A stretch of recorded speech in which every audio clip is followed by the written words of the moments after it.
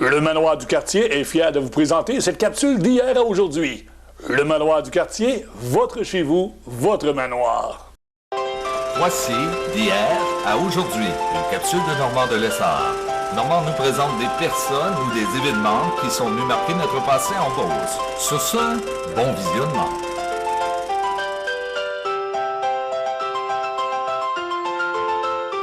Bon, on va aller faire le train.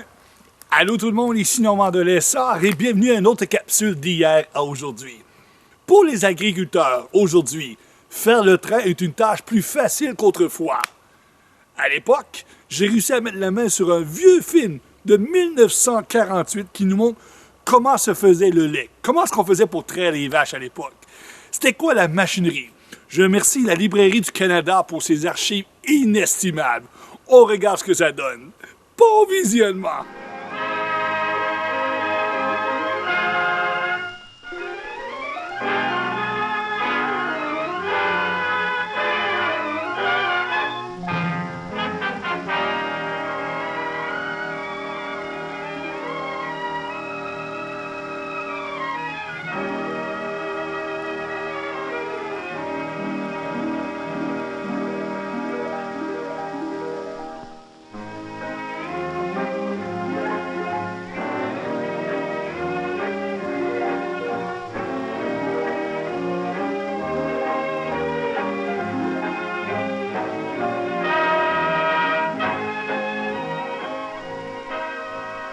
À la prière de l'Angélus, la nature s'éveille. À cette heure matinale, les vaches reviennent des champs, car Petit Pierre, qui les reconduit, veut son bol de lait chaud.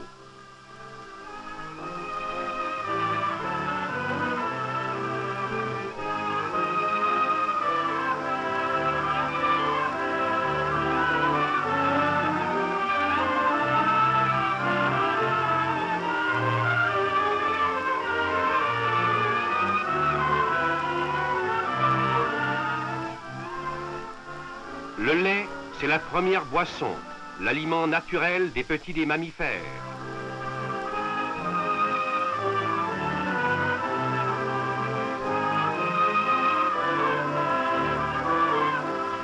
L'homme s'est emparé très tôt de cette richesse provenant de ses troupeaux. Ses préférences allèrent à la vache, productrice d'un lait abondant, vraisemblable au lait humain. On dirait que le paisible animal, conscient de son rôle bienfaisant, est fier de fournir son sang blanc aux humains. Ce troupeau Holstein fait sûrement l'orgueil de son propriétaire. L'industrie de l'homme, en sélectionnant les sujets, a capricieusement varié la couleur de leur pelage en même temps qu'il intensifiait leur qualité productive. La belle émulation qui stimule les éleveurs a fait beaucoup pour l'amélioration des races. Mais il a fallu des années de travail intelligent et d'efforts constants pour obtenir ce troupeau d'Ayrshire, remarquable par sa production et sa conformation. La conformation, en effet, est un facteur important de productivité. Il en est de même de la canadienne, race développée au pays par des éleveurs avisés. Par sa couleur et son lait, elle présente une certaine analogie avec la Jersey, originaire de l'île Jersey. La composition du lait varie quelque peu avec les races. Voici cependant l'analyse moyenne d'une pinte de lait. Eau, 87,17%. Matière grasse, 3,74%. Lactose ou sucre, 4,94%. Caséine, 2,87%. Albumine, 0,56%. Matière minérale, 0,72%. Le lait contient de plus des éléments essentiels à la vie, appelés vitamines. En unités internationales, une pinte de lait nous apporte vitamine A, 2000 à 3000 unités. Vitamine B1 ou F, 100 à 250 unités. Vitamine C, 100 à 300 unités. Vitamine D, 0 à 35 unités. Vitamine E, des traces. Vitamine G ou B2, 300 à 1000 BSU.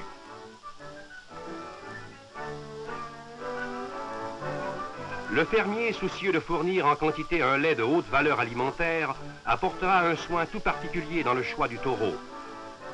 Un bon taureau améliore rapidement le troupeau. Sa nombreuse descendance nous donne des sujets mieux conformés et qui rapportent davantage.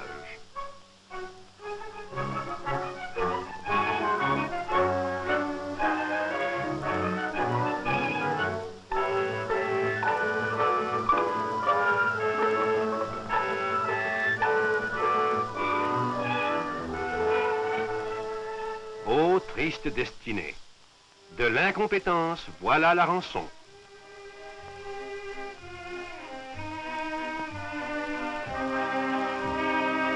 La composition du lait, aussi bien que la quantité, est conditionnée par les soins qu'on donne à l'animal. Vraiment, ce fermier est dans l'erreur s'il espère que ce bétail mal soigné, dans un enclos aussi mal entretenu, puisse lui rapporter quelques profits. Semblable négligence mène à la ruine.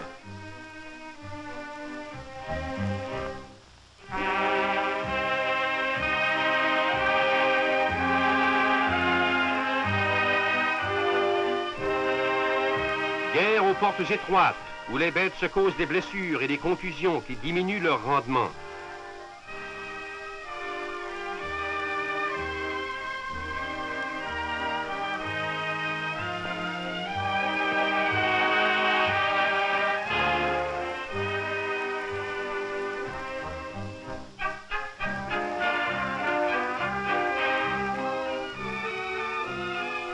Ces mouches détestables sont bien énervantes pour la pauvre bête. De même, on peut dire que là où se trouve un mauvais chien, le bétail ne vaut jamais rien.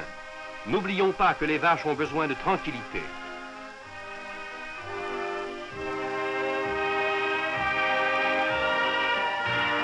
Dans les conditions de sécurité voulues, la vie au pâturage est la meilleure sauvegarde de la santé des bêtes.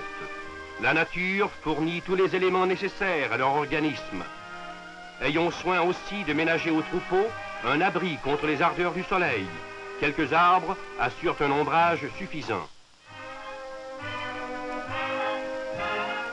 Pour fabriquer son lait de vie, la vache a besoin de matériaux de première qualité. Un riche pâturage est essentiel à la production du bon lait. La vache qui broute du trèfle blanc donne un meilleur rendement. Comme fourrage, rien de mieux que la luzerne et les trèfles coupés et engrangés dans de bonnes conditions. La luzerne, cette reine des légumineuses, est sans contredit l'aliment par excellence. Sa richesse en minéraux et en protéines est incomparable.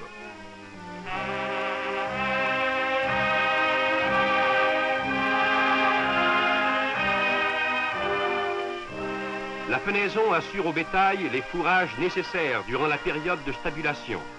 Il est entendu que les foins doivent être coupés et serrés à temps, c'est-à-dire de bonne heure, si l'on veut qu'ils conservent toute leur qualité nutritive. Les herbages, dans ces conditions, apporteront aux bestiaux un aliment succulent et beaucoup plus nutritif.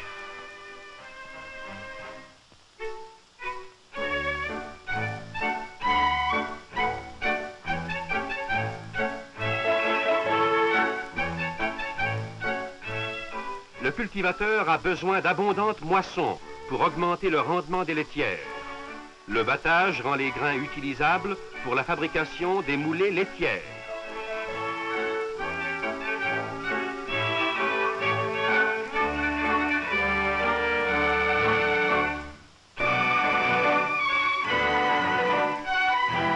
L'alimentation hivernale serait ingrate, pâteuse, sans l'apport de succulents. Une récolte abondante de plantes racines aide à prévenir une chute rapide de la production laitière. L'absence de verdure durant la période de stabulation sera grandement compensée par de bons ensilages. Comme les racines, les ensilages maintiennent l'appétit de l'animal et tonifient son organisme. La production du lait n'en sera que meilleure.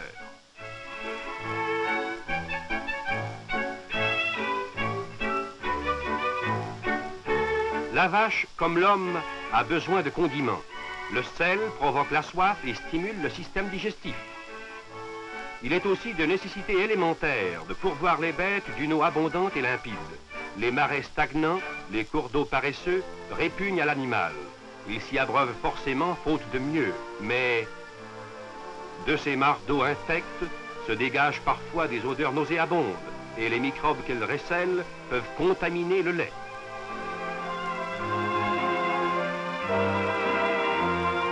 L'eau, élément essentiel à la vie, favorise le bon fonctionnement de l'organisme et partant augmente le rendement des bestiaux. La vache ne doit donc pas être privée d'eau claire et saine.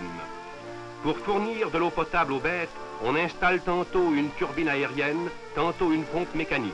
Souhaitons l'avènement prochain de l'électrification des fermes qui fournira la force motrice capable de faire jaillir l'eau fraîche indispensable aux bestiaux.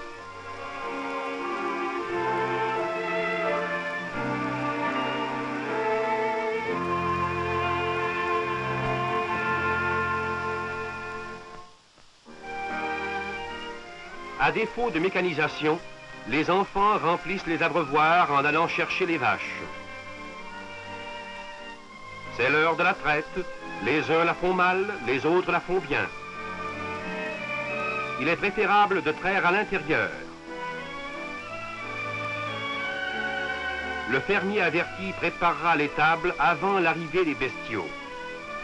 Au moins 1 heure avant la traite, il fera le curage. La poussière soulevée au balayage devra être tombée au moment de la traite. Étriller la vache et la brosser préviendra la chute dans le lait des saletés qui adhèrent au corps de l'animal.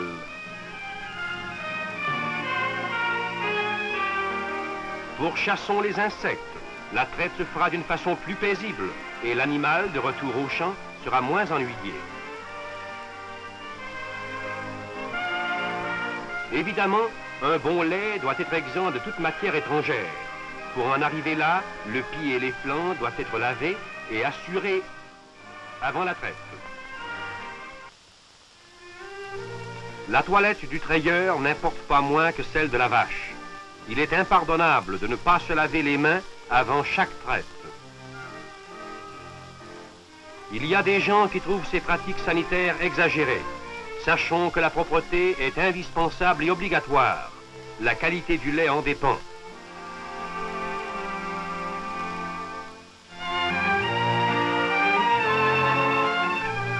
La scène dégoûtante que nous allons voir relève de la plus intolérable et de la plus condamnable insouciance. Ce lait ne peut être destiné qu'à l'alimentation des animaux.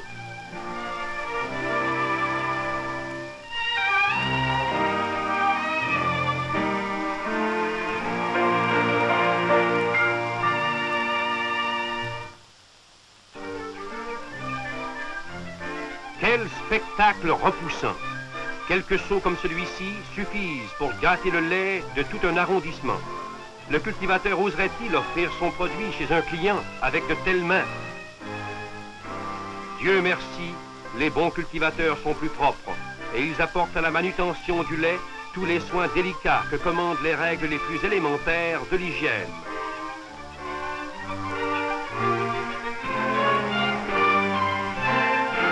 La treilleuse mécanique obvie à la pénurie de main-d'œuvre. La simplicité de sa construction et sa rapidité d'opération ne diminuent pas cependant les précautions hygiéniques.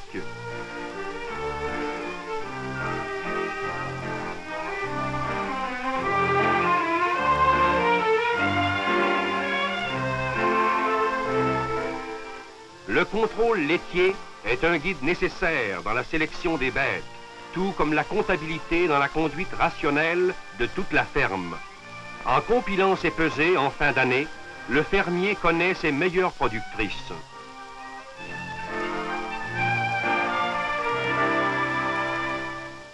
De même, il s'assure de leur productivité en matière grasse par l'analyse d'échantillons représentatifs de leur lait.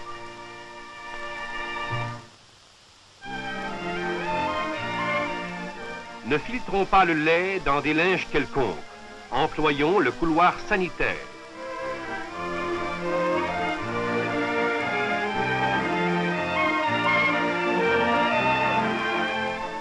Aussitôt la traite terminée, le lait doit être refroidi promptement à 50 degrés Fahrenheit afin d'en prévenir le surissement et la coagulation par les bactéries. Divers procédés peuvent être utilisés à cette fin.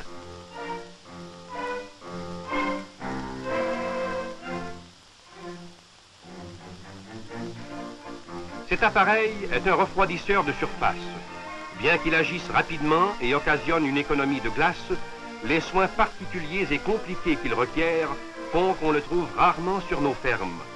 Rappelons qu'il est impossible de conserver le lait en bon état si on ne le refroidit pas rapidement après la traite. Le banc de neige ne produit pas les effets attendus. Au contraire, le lait s'y refroidit lentement par manque de contact. Les mauvaises saveurs s'y développent et l'échantillonnage à la fabrique sera inexact. Parmi les bâtiments de la ferme, une laiterie bien aménagée s'impose.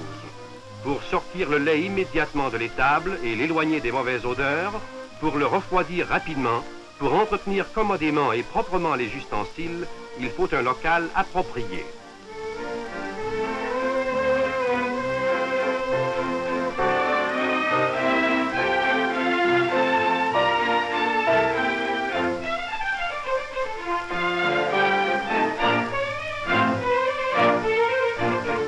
La laiterie doit être à quelque distance de l'étable et son coût de construction proportionné aux revenus du cultivateur. Pourvue d'eau courante et de l'outillage complet, elle rendra facile l'entretien des ustensiles de la traite et de l'écrémage. La conservation du lait dans un puits de ferme peut donner de bons résultats si l'eau y est saine et froide. Préconisons plutôt la conservation du lait par l'eau de glace. Dans les conditions ordinaires, c'est le moyen le plus économique dont dispose le cultivateur. À cette fin, on devrait trouver sur chaque ferme une provision suffisante de glace. Une tonne de glace occupe un espace de 40 pieds cubes et suffit pour conserver le lait d'une vache pendant 5 mois.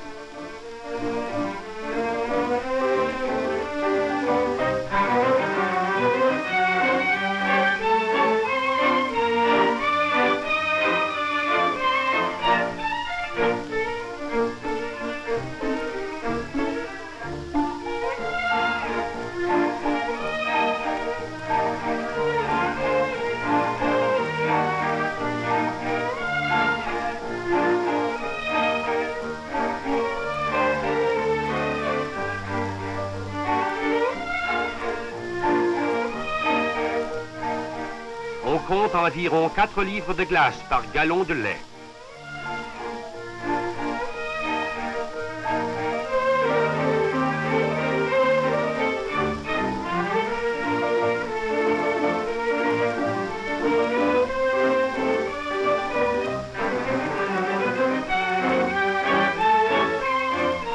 Lorsque les bidons sont remplis de lait, ils sont hermétiquement fermés et plongés dans l'eau pour être maintenus froids jusqu'à la livraison.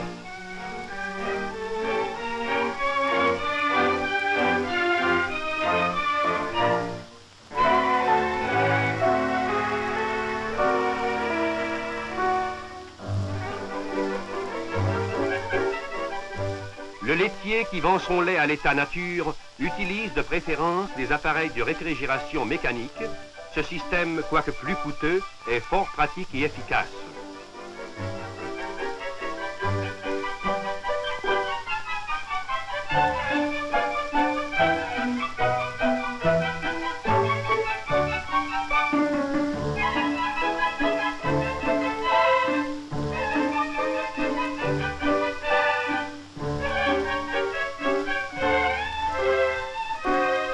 Revenons à l'étable. La mangeoire doit être nettoyée avant chaque repas. On sert le repas seulement après la traite. Servi immédiatement avant la traite, les fourrages et les concentrés changeraient la saveur naturelle du lait.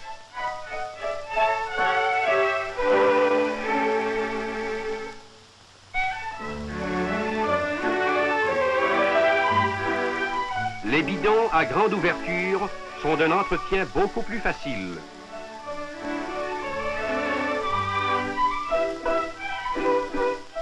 Évitons d'employer les chaudières galvanisées ou communes, comme les chaudières vides de graisse. Leur assemblage en agrafe les rend difficiles d'entretien et leur métal influence le goût du lait.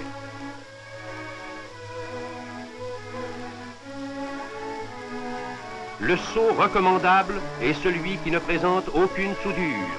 Il est en fer étamé ou en acier inoxydable.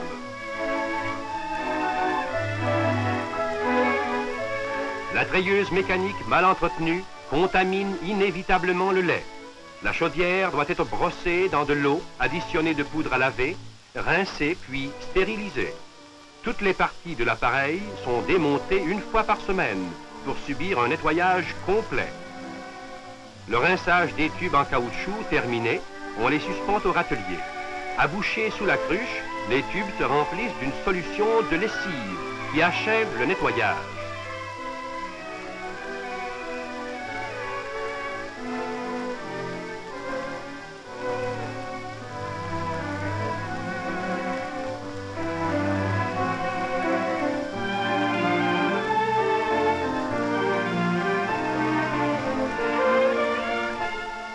À la traite suivante, après avoir vidé et décroché les tubes, on recommande de les rincer dans une solution de chlore.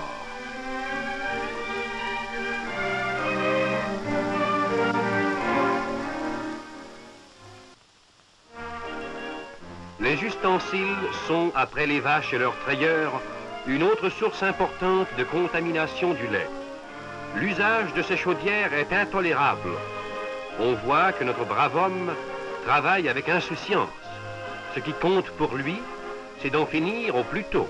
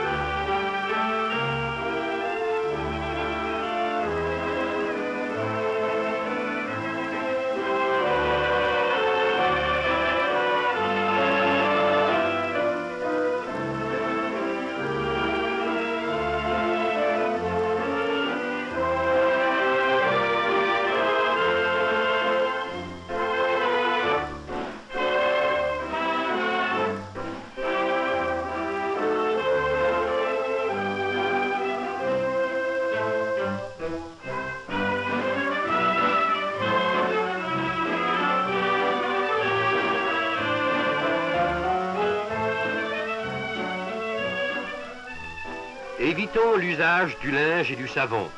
Ils effectuent un nettoyage très imparfait des ustensiles et le lait recueilli dans ces contenants perdra rapidement sa qualité. Convaincu que les ustensiles mal lavés contaminent le lait, le cultivateur intelligent et progressif n'imitera sûrement pas celui que vous voyez. Ayons horreur du torchon. Il souille et contamine le lait.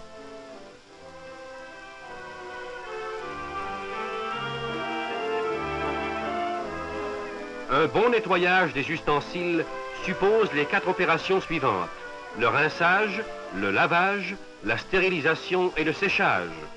Le rinçage doit se faire immédiatement après la traite et à l'eau froide ou tiède.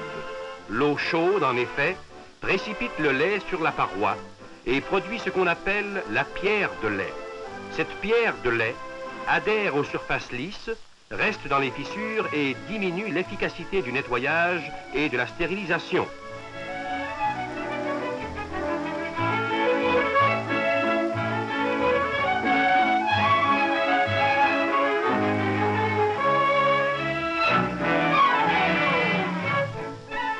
C'est ici que l'on s'aperçoit qu'une laiterie bien équipée est commode.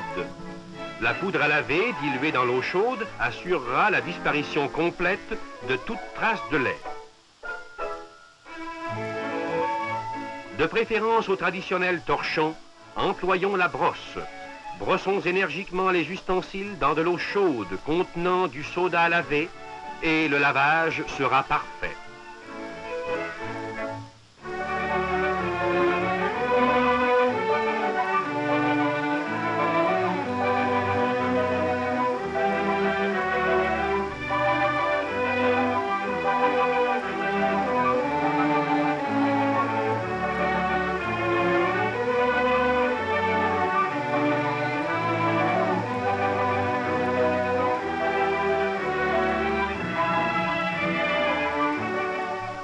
Après le lavage, vient la stérilisation.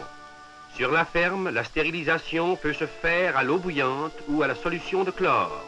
L'eau bouillante donne de bons résultats à condition que la quantité soit suffisante et qu'elle demeure en contact 1 ou 2 minutes avec les ustensiles et que sa haute température soit maintenue.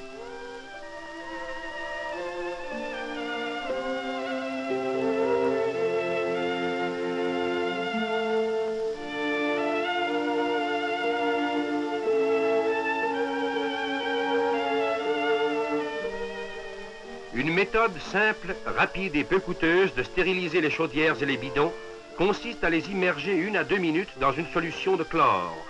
Cette eau de javel s'emploie dans une proportion de 2 cuillerées à table par gallon d'eau froide. Un bon séchage doit suivre la stérilisation. Les ustensiles à parois humides favorisent le développement des bactéries. On les placera donc simplement à l'abri des mouches et des poussières, l'ouverture en bas sur une clé d'égouttement. De nos jours, l'écrémage du lait se pratique couramment sur les fermes et mérite une attention toute spéciale. La richesse de la crème et les pertes de gras dans le lait écrémé dépendent de plusieurs facteurs, de la richesse et de la température du lait, de la constance de la vitesse à donner normalement à l'écrémeuse, de son état et de la quantité d'eau de rinçage. En régularisant cette opération, on préviendra les variations de la teneur en matière grasse de la crème, les pertes dans le sous-produit.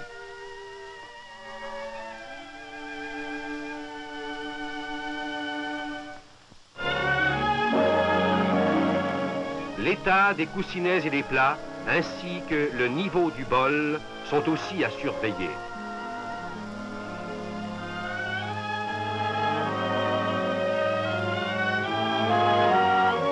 Assurons-nous que l'écrémeuse est bien d'aplomb et solide. L'expérience démontre qu'un mauvais séparateur est une cause fréquente de la détérioration de la crème.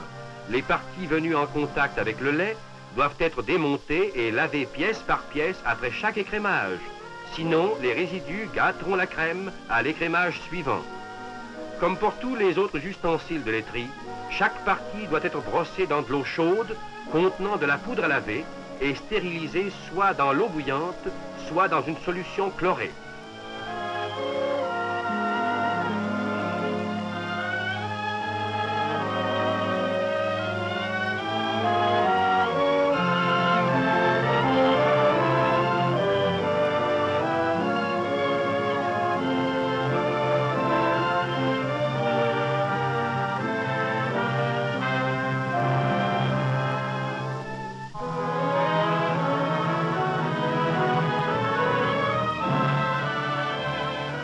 Le cultivateur livrera son lait à la fabrique de bonne heure le matin, alors que la température est fraîche et que le lait se conserve mieux.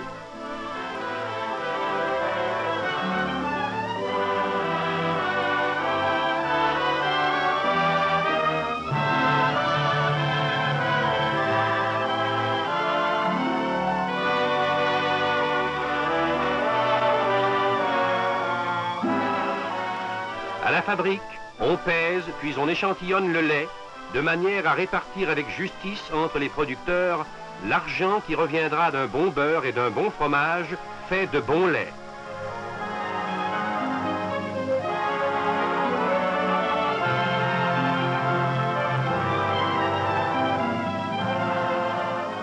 À l'établissement laitier, si on est soucieux de fournir du bon lait aux clients, outre l'épreuve par la réductase, on fera aussi l'analyse par la sédimentation.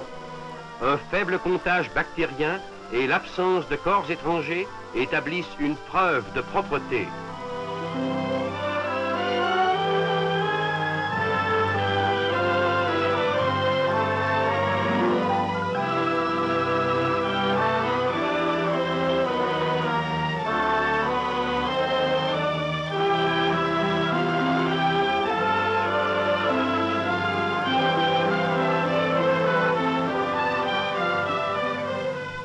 Par chemin de fer,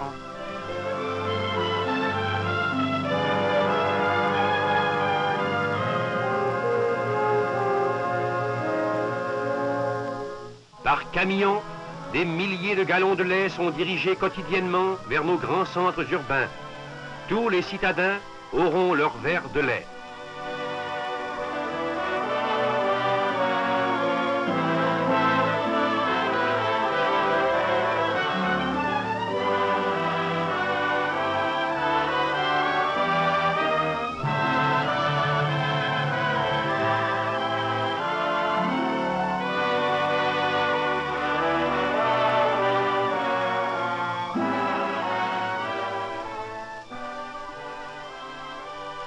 Comme le lait est l'aliment naturel le plus complet, il doit entrer dans l'alimentation des humains de tout âge, Riche en minéraux et en protéines, il stimule le développement et accroît la résistance physique. Si la diète lactée prolonge la vieillesse, il va de soi que l'enfance ne saurait s'en passer. Pour donner à nos enfants une ossature solide, une dentition saine et une énergie exubérante, pour leur permettre de vivre en santé jusqu'à un âge avancé, il leur faut du bon lait.